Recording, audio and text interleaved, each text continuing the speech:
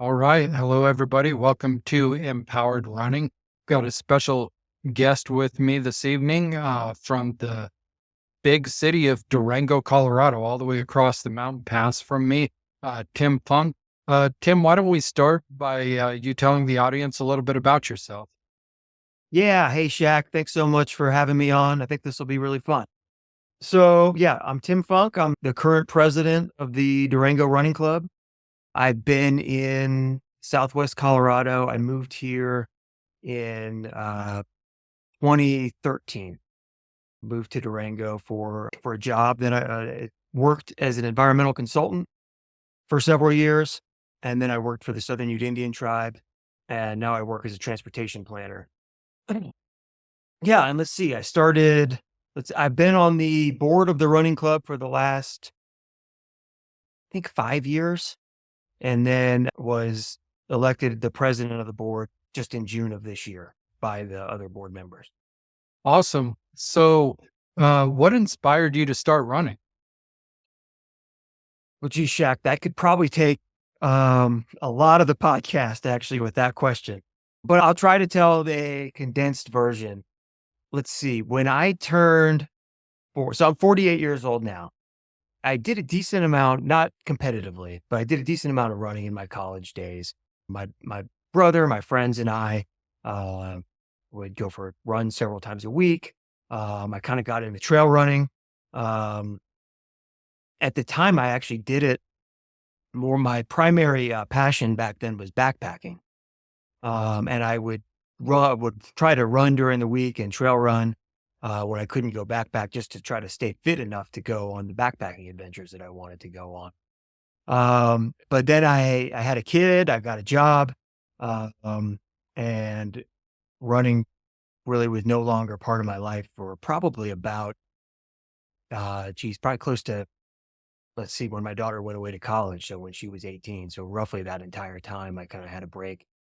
And when I turned 40, I was kind of at a low spot in my life in a lot of ways, including my fitness, but my career had kind of it kind of stagnated. I was going through a divorce. My daughter had just moved away to college, and total opposite from when I had turned 30, when everything was looking up. When I was turning 40, I was not happy with really where I was, and realized I needed to just make a lot of life changes in general, and was just open to anything that came my way. So I did change careers. I started looking at all kinds of things, started trying to play music again. I would go to yoga, and the folks I was living with at the time, I had some friends that had a basement apartment. I moved into their basement apartment after my daughter went away to college. They were signed up to run a 5-mile turkey trot in Durango and said, "Hey, Tim, you should come along." So I started training for a 5-mile turkey trot because I hadn't run 5 miles in, consecutively, and who knows how long, at least probably 15 years. Um, and I was able to run it, have a good time. During that run, I actually met my current girlfriend who was really into trail running. Her and I started dating shortly after the run, and the way for me to date her really was to join her on runs. So I started doing that, and started, funny enough, at the time we thought we would run and we would see the Durango Running Club out running. And we told ourselves, all right, we got to train so we can get good enough to run with the Durango Running Club. Of course, we had no idea that we didn't have to train to run with the Durango Running Club. It was all abilities club, but we'd heard that it was super difficult to keep up with those folks. So we did. The next year we joined the running club, started signing up for races. Yeah, I've been running as much as I can ever since. That's quite an evolution. And there's a lot of people that might hear this someday that are maybe thinking about getting into running. And I'd just like to piggyback off of a little bit what was in your message there. The positive movement, getting moving forward, just taking those first steps can really start to bring about some positive mental impacts and to start to change your life. And you don't know where it's going to take you. So, it's the beginning of the year. This is the first recording in January. It's January Yeah. 2nd when we do this. I don't know when we're going to publish it, but a lot of people out there may be making New Year's resolutions. Maybe they're in not a great space mentally or physically. And I would just encourage those people, man, get the sunlight, get out there, Yeah. move, and you don't know where that's going to take you, but positive action beats no action. Yeah, and for me, running, like I said, I tried a lot of things. Running was the one thing that really stuck. I think not just did I feel good. The great thing for people that are just getting into running, it's amazing how, I've kind of plateaued now, but it's amazing in those first year or two, how much better you can get at it. It's running is just such a natural movement, and you quit doing it, you lose it, but it's not hard to get it back. It's really not. And I think that was what drew me to it is unlike yoga where I wasn't getting more flexible, even though I still enjoy it from time to time. It was amazing that I could go from running 3 miles to 5 miles to 7 miles to 10 miles. And, before I knew it, I was running, marathons and ultra marathons. Not that anyone needs to go to that level to be a good runner and take care of themselves. But I think it really is a great beginner activity. And there's something in it for you when you're a beginner, when you're intermediate, and when you've been doing it for quite a while. Yeah, absolutely. I would definitely agree with that. The first couple of years, it's amazing how much progress you make. Yeah. And it's what the human body is designed to do, right? We can outlast any other mammal on the planet. And just so that's what we're designed to do. So maybe somebody thinks, well, I've never been good at running. Well, that may be how you're feeling, but it's actually how the human body was designed. And so, as long as, you have a normal functioning body, you will be able to, on a distance, outrun most other species on the planet. That's what, brought us to the top of the food chain was being able to, over long distances, run down the herd of whatever we were chasing. Yeah, that's right. So I saw this on the internet, so it has to be true. In that 100 miles, humans are the fastest species on Earth. I Um, have no reason to doubt that. Well, it came from somebody that they saw it on the I'm internet. not, I don't think Like, it's every human, but yeah, someone that maybe not can run every 100 species. miles can most likely run it faster than any other species, supposedly. I don't Yeah, know. absolutely. Like in a quarter mile, a cheetah's going to beat you every time. But And then I think even in something like marathon distance, like a horse could probably would beat most people. But at some point, we're uh, we're adapted to take the lead, which is pretty cool.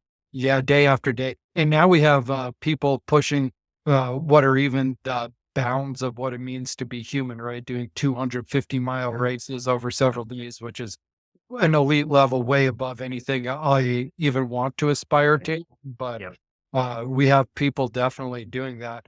So, how did it progress from, okay, you joined the Durango Running Club, which, if anybody's listening, thinking about joining the Durango Running Club, Tim just said, you don't have to be a phenomenal runner, just come down and join.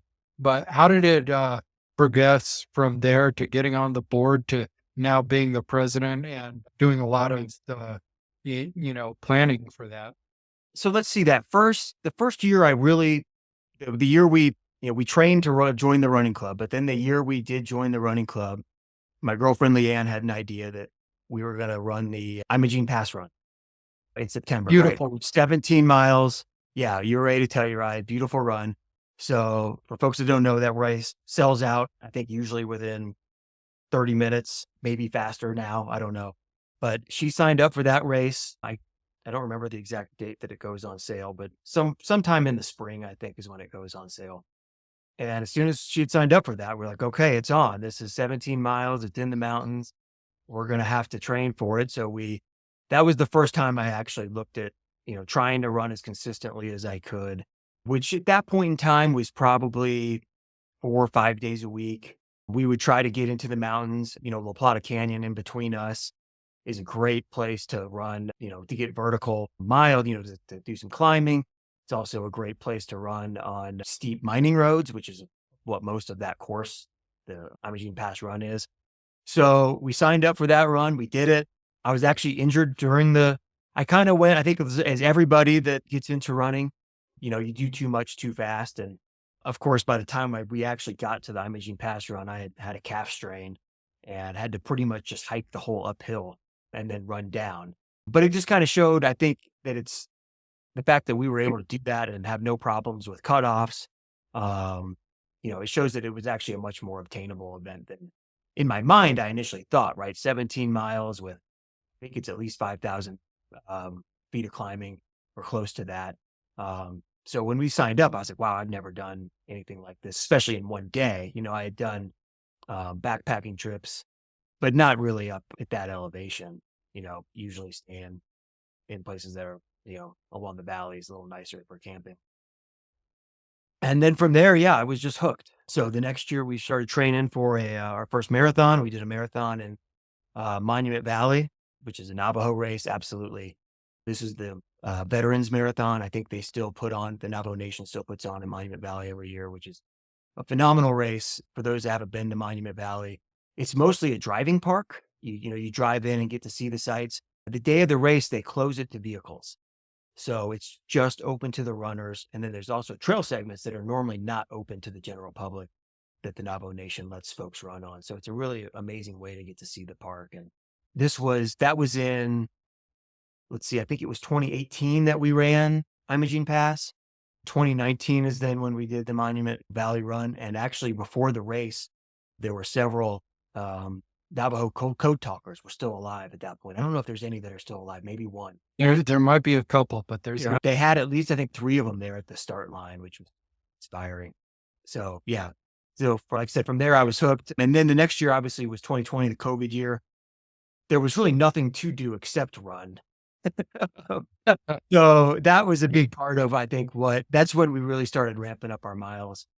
But yeah, I just love not just the running part of it, but really the community, I think. I think running, one thing that's unique about it is that unlike most, and I don't say this to bag on anybody else, but if you see a group of mountain bikers, they're usually stopped at a trail intersection. That way they can talk, and then they go ride the next segment, and they stop at the next trail intersection, and then they talk again.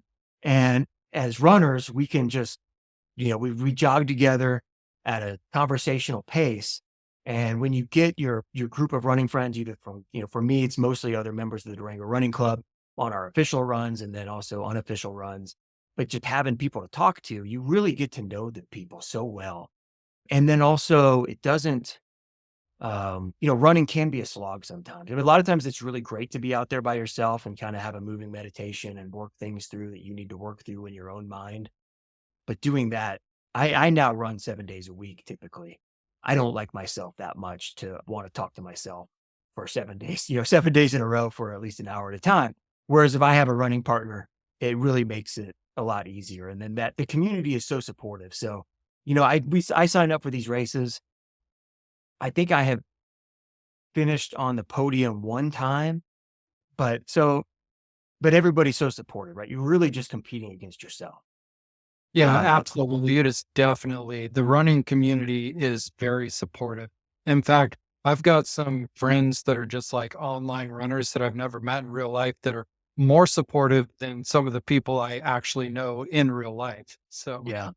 Yeah. And at this point, so like I said, we joined the running club. How I got more involved is one of my good friends, a guy named Sean Meisner. He was the previous president of the running club 2 presidents ago.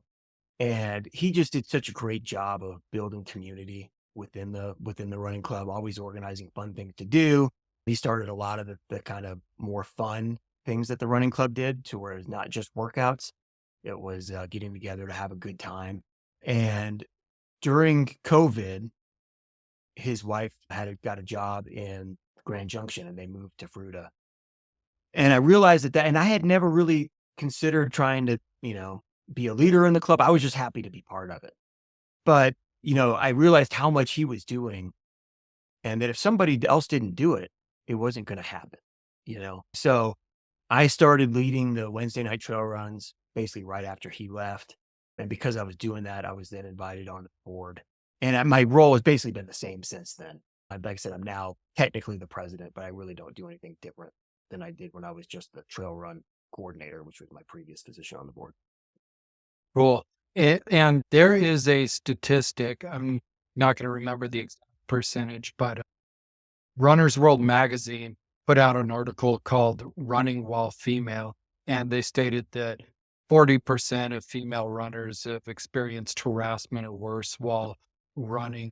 Has it been your experience with the run club that it kind of mitigates some of that and provides safety for those who want to come and feel like they're more I safe? really like to hope so. I mean, at least as far as the safety of running with other people, right? We have enough regular events.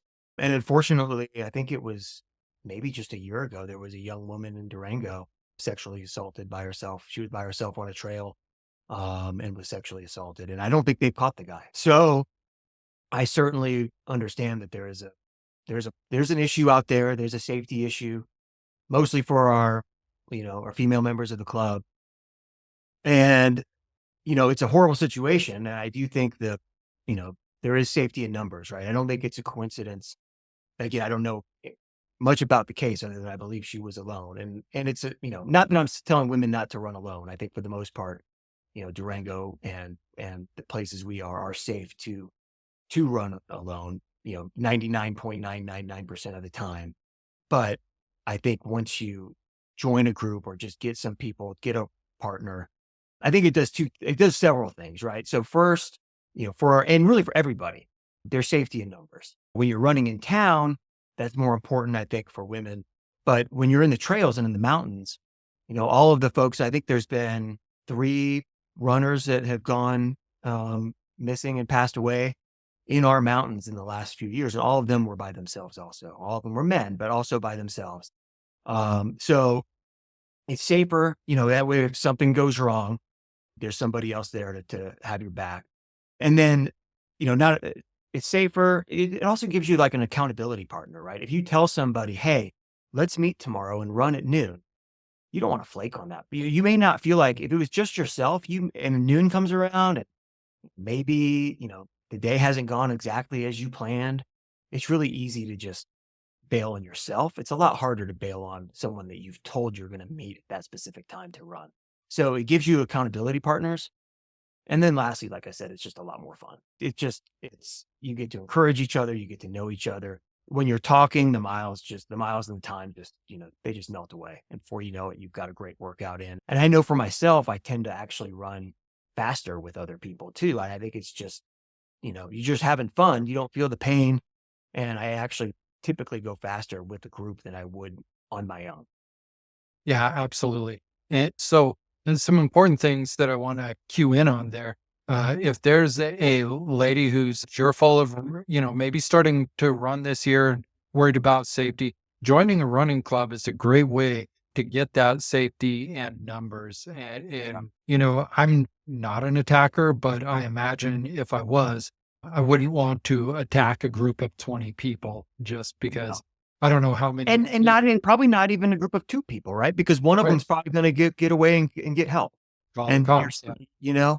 So, yeah, there's definitely safety in numbers, and Yeah. I would encourage anybody to try to if that's what's holding you back is that you're concerned, there's a lot of not just the running club, and once you join a running club, it's kind of funny. I have some friends, actually, a female friend that's in the running club, and she really never runs with the running club anymore. She says she doesn't need to because she has all the friends from the running club, and now she just texts them and runs with them on her own. Because she actually doesn't like the huge groups. She'd prefer to run with just a couple people. But joining the running club allowed her to meet enough other friends that now she can just text those friends and run with them, and doesn't even necessarily need the group anymore. So not that I want people to stop coming to the group, but it kind of just shows it's not just the group runs, right? Getting to know other runners and become friends with other runners. And the more friends that you have that are runners, the more opportunities you're going to have to run with other folks. I went through, at one point, I was on a running streak where I think I had run, I think almost 90 days in a row and no, it wasn't. The streak was 90, but I think I did 60 in a row, none of them by myself. Every day for 60 days, and now one run was alone. That's Mostly because I seek that out, like I said, and I'm fortunate that my girlfriend's also a runner, so a lot of them were just me and her, but that's probably a couple times a week because our schedules don't usually align during the week, so her and I run together on the weekends, and I make other plans with other friends, and the running clubs runs, during the weekdays. understood. And so then safety translating over into those cross country runs that you're talking about. When I think about being out there and you have to think about what could come up, not necessarily what you're planning for. And so you're thinking that you've got to carry a container for water, right? You've got to carry some kind of shelter system, something to sleep in, something to sleep under, something to sleep on, something between you and the ground, something to get in, some to put over you, some kind of combustion so you can get fires started. All these different things add weight to the run. And if you're with two or three or four people, you don't need that for everybody. You need that for the one person who gets injured. So if you split that up, it weighs a whole lot less per runner if you're able to do that. Like you said, we've had three go missing in recent years, and I will put up a screenshot. I've spent a lot of years on search and rescue, but I'll put up a screenshot showing the statistic. Trail runners who go missing, the statistic, I'm not saying it never happens, but the statistic is they're never found alive, 0%, according to the lost person behavior book. That's good to know, actually. Yeah. So that's really sad. I helped with one recovery. I think there's two still missing after however many years it's been now. Yeah, yeah. Yeah, and at this point, I doubt I'd be surprised if they were ever found. So one of those guys was a member of our club, David Lund. So he went for a run in the La Plata Mountains in, I guess it was probably 2 years ago now. Yeah. If I'm doing the years fly by. So, and myself and a lot of other members of the club, spent several days scouring. And one of the things that we discovered that, we are a benefit to search and rescue, and that how much ground the running community can cover in these reconnaissance sort of situations. But no, his body's never been recovered, which is, devastating for his family to not have complete closure, and devastating for all of us. It was a really difficult moment and kind of a come to Jesus moment for our club and our community as a whole. And I, as kind of the leader of that community, has done a lot of self-reflection and just a lot of and talked to a lot of other members who were also doing self-reflection, thinking about what we could do to make sure we're never in this situation again. And fortunately, with our own members, we haven't gotten in the situation again. But I'm not saying we won't ever be there again. And I think there are several things that I wanted to change as part of our culture. And I think the first thing that I think kind of snuck up on a lot of people is, so I mean, like I said, I've only really been trail running since 2017. I was doing a lot of hiking and backpacking and things like that in the woods before that. And I used to work as a wetland scientist. So I've spent full days in thousands of acres of woods with GPS and having to navigate without trails. And I've spent a lot of time outdoors. But I think one of the things that's changed is running and mountaineering and running and canyoneering. These used to be separate sports. I had friends that would attempt these dangerous ridge traverses, say in the La Plata Mountains in the early 2010s, and they would be out there with helmets and ropes, and they would do a lot of the same traverses that David was attempting that day. We don't know exactly which traverse he got off on, or didn't make it through. But they would pretty much always, and their goal was different, right? Their goal was to just do that traverse as safely as possible. So their mindset is kind of like that of a rock climber, right? Where it's slow and steady, and it's hold to hold.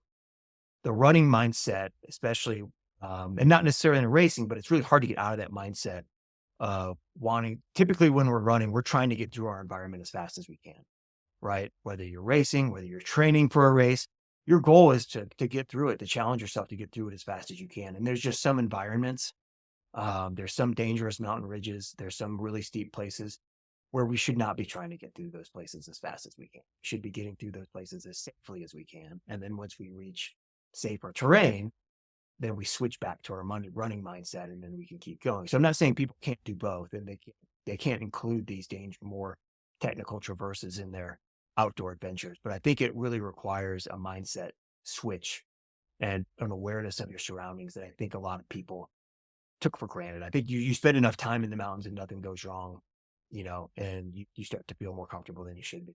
And then obviously running together is the most important. I think if there had been a partner out there with David and he had fallen, he could have gotten to search and rescue or, something along those lines. He or she, And then we realized that, there's technological things we can do. So I insisted that the board purchase a Garmin InReach unit. And then we now have two. A member of our club donated a second one. And these are, and I didn't want a cost barrier. I didn't want to rent it out, right? I wanted it to be free. The running club brings in enough money. We have enough money. I think to keep the Garmin activated is something like $200 a year. So it's now part of our annual budget that we have these units, and there's a checkout system for our members. Check out the Garmin and have it with them, free of charge, because I think price can be, one of the great things about running is there's very little barrier to entry as far as cost, right? I mean, you don't need a $5,000 bike. You don't need fancy skis. You really don't even need that fancy of shoes. You can just, get out there and go. But those Garmins are fairly expensive, especially for younger folks or depending on someone's socioeconomic status is.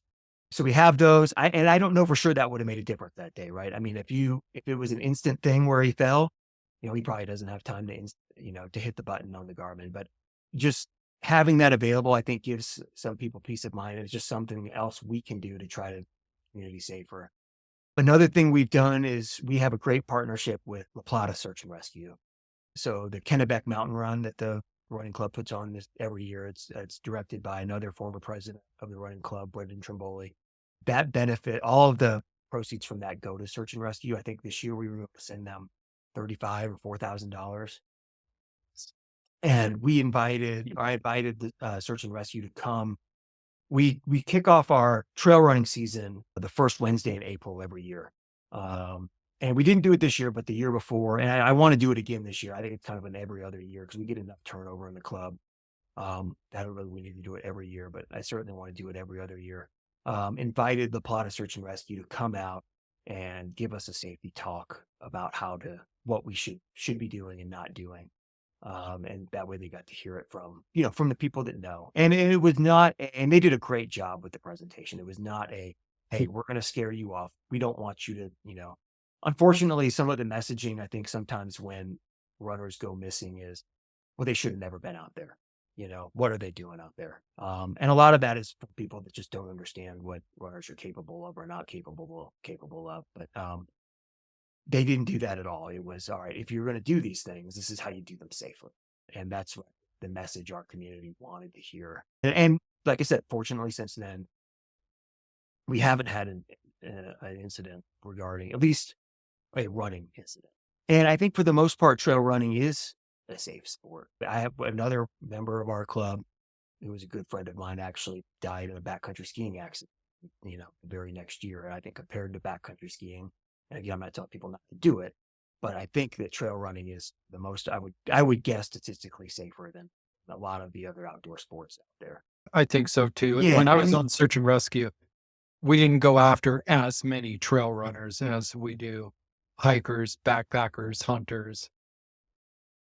Yeah. I think for the most part, people do what they're capable of doing. And it is a challenge, I think, for search and rescue. One of the things my girlfriend and I like to kind of call it because like I said, I kind of came into running from backpacking. That was my initial outdoor passion. And I honestly really don't backpack anymore because it's a lot faster and easier for me to cover the same distance in a run.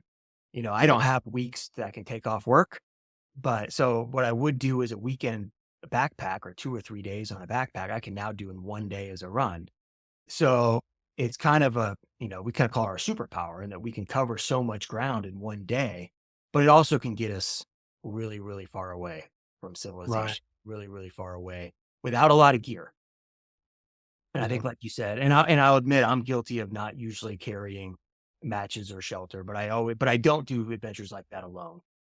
I always do make sure at least I have extra food, extra water, and companions with me that in case something went wrong with me, they could get out of there and get help. Yeah, absolutely. And I think what you guys are doing by providing the Garmin inReaches is phenomenal. That's probably going to keep people a lot safer.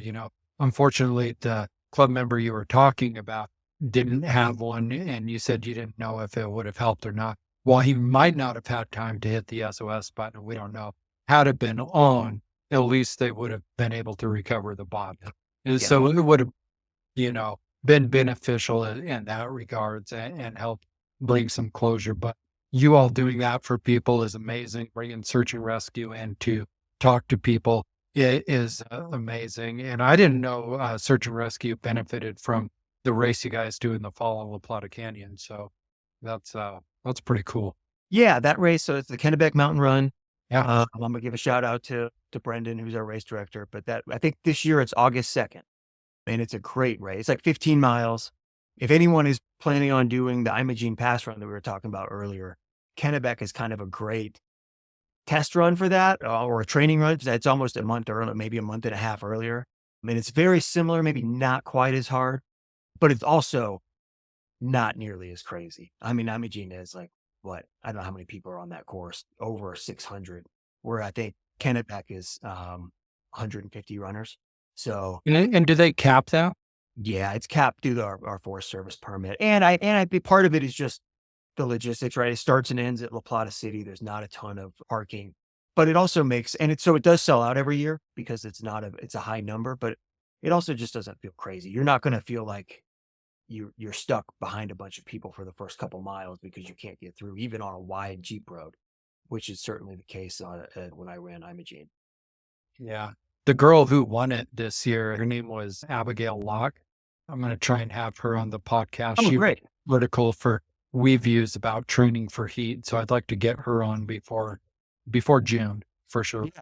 It's getting hot around here, but that's awesome. You also work with some other races, right? You work with the Vallecito Lake Heavy Half. Yeah, so I'm the race director of the running club has several races. I'm the first one that we do typically a calendar year is the Vallecito Lake Half Marathon, and I'm the race director for that one.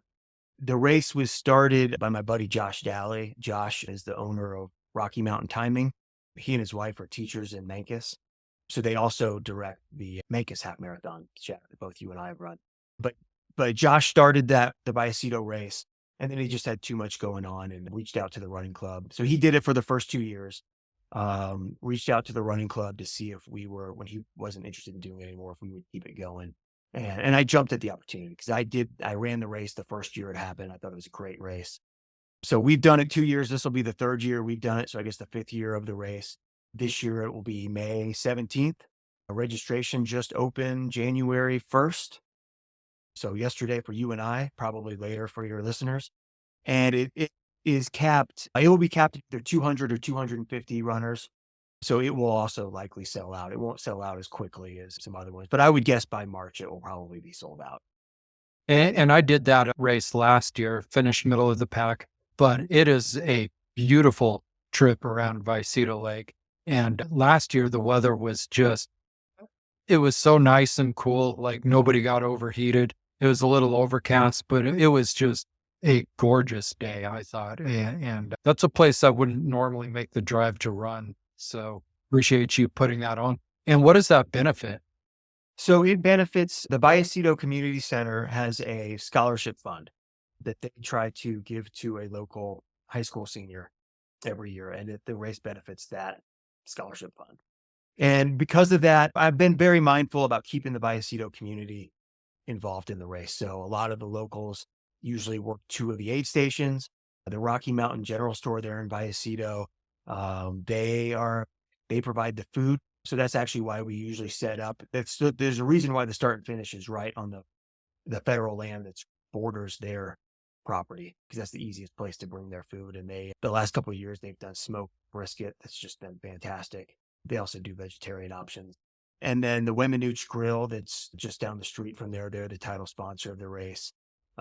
So, it brings people to Vallecito and it's still kind of the shoulder season a little bit, but then mostly it benefits the local community. Right. And I want to make sure if we're there, because not everybody wants to, people that aren't a runner, and people are driving on those roads, they may not be super stoked to hear, oh, this is the race is going on again today. And I'm going to have to try to negotiate my vehicle around all these runners that are out here. Not that there's a lot of traffic and again, in the shoulder season, early in the morning when the race takes place. But I think keeping the local community, benefiting the local community and keeping them involved is what has made it such a great race.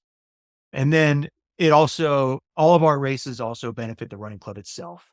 So the Vallecito Community Center is the primary beneficiary, but like I said, all of our races. We also do the narrow gauge 10-mile race. That is Memorial Day weekend. And that, to the best of my knowledge, is the longest running race, consecutively running race in Colorado. Because we were actually able to do it. We postponed it, but we were able to do it in 2020 during COVID. And I think the race started maybe in the 70s. So we take it seriously, keeping it going. Our club's demographics has shifted over the years away from maybe road half and full marathons into more trail running. I mean, Durango is a world-class trail running destination. People can run on roads anywhere in the country. So our membership is skewed more towards races like our own members, I think, really like Vallecito and Kennebec, given that most of it's off of pavement. But you still have a lot of people that are just road runners and they want to, we want to provide events for them also. So there is the narrow gauge race that I mentioned, and then the Thirsty 13 in August, in late August. That's a half marathon from Hesperus to the Ska Brewery. And that's kind of our biggest race. That one we get over 600 runners. And I've done that one before, and I'll tell you, I really appreciate running on the backside of Lake Nighthorse, where again, I wouldn't, yeah, it wasn't for yeah, the race, but the cool air coming off of Lake Nighthorse and just running down in that scenery is worth doing it at least a couple. yeah. And Buckley, going from Hesperus to Durango, it's mostly downhill, right? So it's actually, that's where I've got my half marathon PR, for sure. So it's a fast course. I think a lot of people enjoy that part of it, that it's mostly downhill. So it's a great first half marathon for somebody if they haven't done one. And then lastly, we do the 5-mile turkey trot on Thanksgiving Day every year. And Matthew Critchman, who's the vice president of the club, he's our race coordinator. He was the president before me. He's the race director of Thirsty 13 and the turkey trot, and then really was instrumental as a mentor to me in learning how to be a race director for Vallecito. And we're breaking in a new race director this year for narrow gauge, a guy named Victor Ruggiero. But he's super passionate about it. He's a longtime member of the club, and I think he's going to do a great job.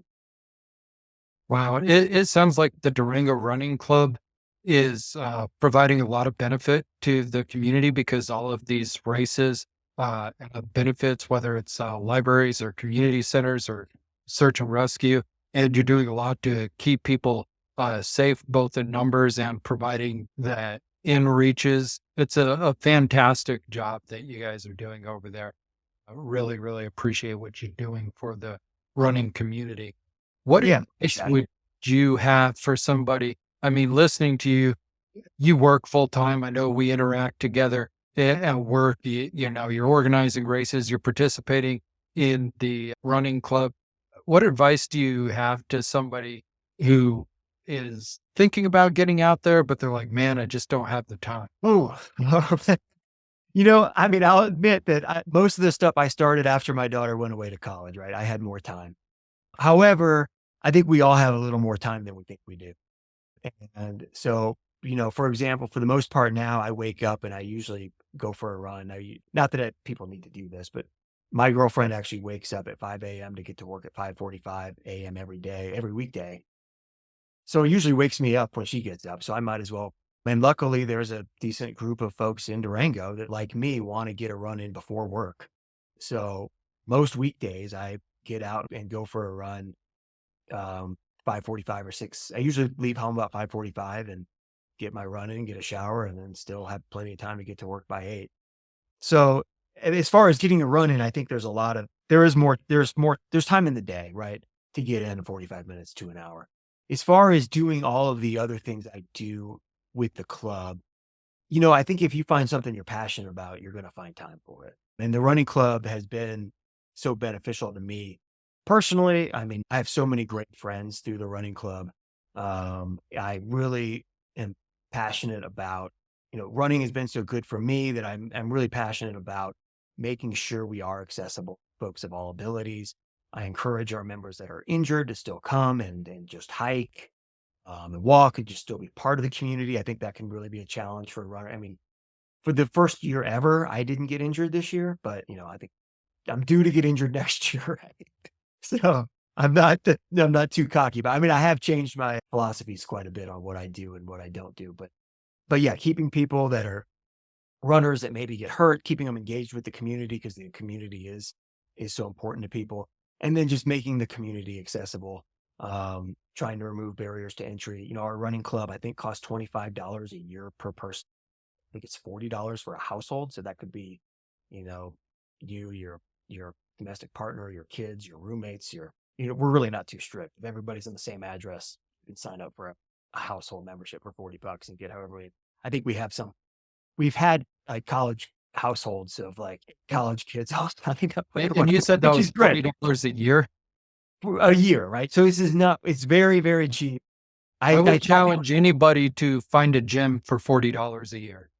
I tell everybody it's the only good deal in Durango. And that's our some of our great sponsors may not want to hear me say that because most of our sponsors are, businesses in Durango and they do a great job. But I think it really is the only good deal in Durango you won't find a better deal because not only do you get access to these runs, so the runs we do just really quick.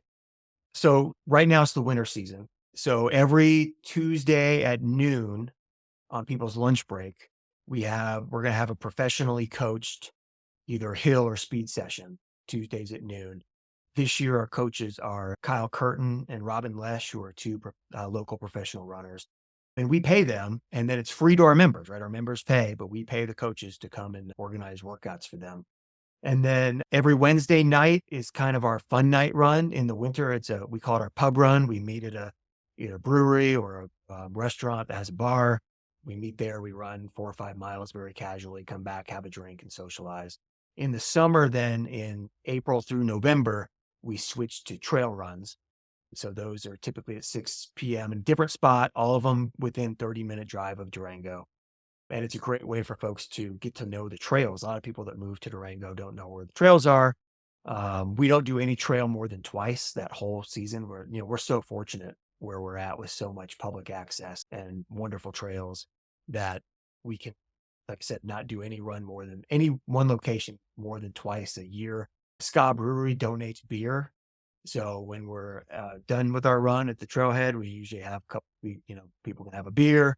Durango Coke actually then donates non-alcoholic products also. So it gives people a chance to do the run and then hang out and, consume a beverage, either adult or otherwise, after the run. And then every Thursday morning at 6 a.m., we kind of have a slightly different demographic. Usually it's mostly, I would say, parents, right? That need to get their kids off to school and then working parents tend to be the demographic, not the only demographic, predominant demographic of the 6 a.m. Thursday morning. And that group gets together several times per week. Officially, Thursday mornings at 6 a.m. we do a run. And then in the summertime, we try to do a few longer runs. This year, we summited with the running club, tried to do some mountain summits. We summited Deadwood and Silver Peak, La Platas. We summited Kendall Mountain and Silver. And then we did Handy's Peak, which is a 14er, which is on the Hard Rock course. Is the last one. Our members had a great time doing those. Well, that's amazing. Tim, as we get close to wrapping up, beginning of the year, somebody's just looking to get started. What's one piece of advice you would give somebody who's going to be a newbie this year and going to get out there and get started? Well, start slow and easy.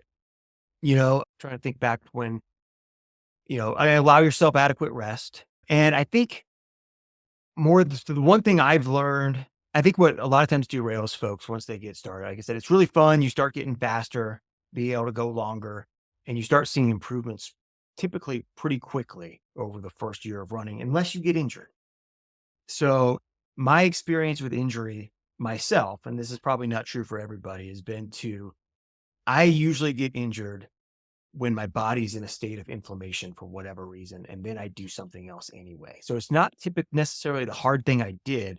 It's the next thing I do before I'm fully recovered that I get hurt. So allow yourself adequate rest.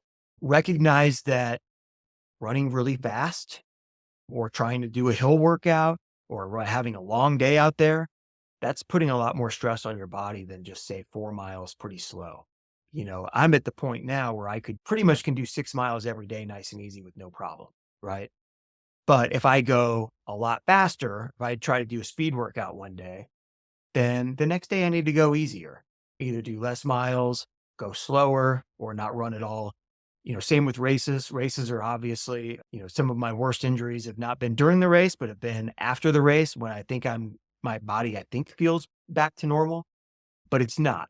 And it's in a state of inflammation. And I try to do a run and I'll get some tendonitis somewhere. And then once you get one of those tendonitis type injuries, they can be really hard to shake because everything you do flares it back up. So go slow, be careful. I think making sure you eat enough. I think a lot of people want to get into running for weight loss purposes. I try to do my weight loss actually in the off season running because when I'm in my full running season, say once the trail running season has started through when I do my last race, say in November, I'm training enough that I need to make sure I stay fueled. If I'm losing weight during that time, I know that I'm at risk of injury because not only am I losing fat, even if I'm losing 90% fat, 95% fat, you're also losing muscle, you're losing tendon, you're losing ligament, you're losing the things you need to stay strong. So make sure you eat enough. Don't starve yourself and run. And then make sure you get plenty of rest. Obviously, you have to really how you get better is not by running. You get better when you run and then you rest. And that rest is when you actually get better, when your body repairs itself. It's not during the run that you get faster or stronger. It's during the rest that follows the run that you get faster and stronger. And if you don't give yourself enough time to adequately rest between runs, you won't get faster or stronger. You won't get better and you will get injured probably. So that would be my recommendation to folks because I think if people stay healthy, usually people say, oh, I can't run anymore because of my knees, or I can't run anymore because of my plantar fasciitis or my back. So it's doing things to make sure first and foremost that you're staying healthy, that you can keep doing it because otherwise you'll get hurt and discouraged. And then it's really hard. You can develop that running habit, which is great. It can be hard to get back into that habit if you have a long period off because you were hurt. Yeah, absolutely. Great advice to anybody, not just beginners. Proper nutrition and proper recovery is going to take you the farthest. Yep. Yeah, absolutely. Thank you for that. And lastly, Tim, what is the impact that you want to have on the running community? Oh man, that's kind of a tough one. Well, I mean, I do think so. It is the new year, right? Every year my goals are a little different. Last year my goal was to run as much as I could without getting hurt because that was so important to me to not get injured. The year before that, though, my goal was at this point in my life, I'd say my big picture goal is to not only run as much and as long as I can without getting hurt, but also just build as much community around running as I can and use my platform, my position within the running club to try to do as much good for the community as I can. In addition to search and rescue, to our members, we're donating, and this was mostly our own members' donation, but we set up an option every time somebody signs up to be a member of the running club, they can also donate to Durango Trails. And we had 2 days this year where we also did trail work with Durango Trails. Like I said, we wouldn't I think the 3 things that make running in Southwest Colorado special are, first, the landscape, right? We have so much public land available Absolutely. that you just can't take it for granted. I was, I went to Texas to meet my mom, and she lives in a beautiful part of Texas outside of Austin in the Austin Hill Country. It's great, but there's not a lot of public land. So other than the few state parks that are each 45 minutes apart, there's not other options to run. Here we have so many places, but you not only need the public land, you need the people that are proponents of and stewards of the trail systems, people that are proponents of outdoor recreation, and people that put the time and effort into making sure we have these world-class trails. They're not there by accident. Someone designed them, someone advocated for them to exist, and people maintain them. And I think a lot of people, when you're out running, you just think, all I got to do to keep this trail maintained is just run on it. And a lot of that's true. But I highly encourage people to, and each part of our region has a local trails alliance. I know Mancos has one, Rico has one. I imagine Cortez has something similar, right? Yes. Yeah, get involved with those groups. We try to do that because that's what makes it possible. And then the third part is the community. So it just being, like I said, is I think the membership, since I started leading the Wednesday runs, I think it did change. And I think unintentionally, I'm a very average mid-pack runner. And I don't think it's a coincidence that our membership and especially our attendance of these weekday runs has really grown since a mid-pack guy took over leading them, right? I think a lot of times the fast guys didn't realize they were leaving people behind, but it was right. And I've always heard, "Oh, I wanted to run with the Durango Running Club, but I'm not fast enough." But I hear that from people that tried to run with us 10 years ago. And now I think that, like I said, at me as a and actually per Durango standards, I'm probably, especially Durango Running Club standards, I'm not even mid-pack. I mean, even, I'm further behind them. But it's gotten more and more accessible, and it just is bringing more and more people into the community, and then just into a, what's hopefully a healthy activity for them in a lot of ways, and then an avenue for them to hopefully find ways for them to benefit the community also. All right, great. I'm going to link to the Durango Running Club in the show notes, but for those that are just listening, how do they find you online? We are DurangoRunningClub.org is the website. We're also, and I'll admit, so we're all entirely volunteer organization. I will caveat that the website doesn't probably get updated as often as it should. Right. I tell people that their staff is working as well as they can expect based on how much they're being paid, which is nothing. But we're also, anybody that signs up to be a member at any point automatically gets our weekly newsletter. So that goes into folks' mailbox. That has most of the information.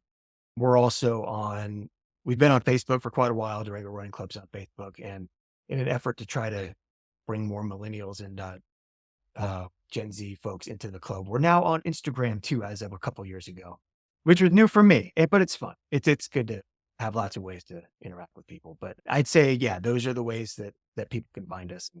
And if they can't, yeah, they can, or at least I think through there, they can find avenues to ask us questions to find out where and when they want to go.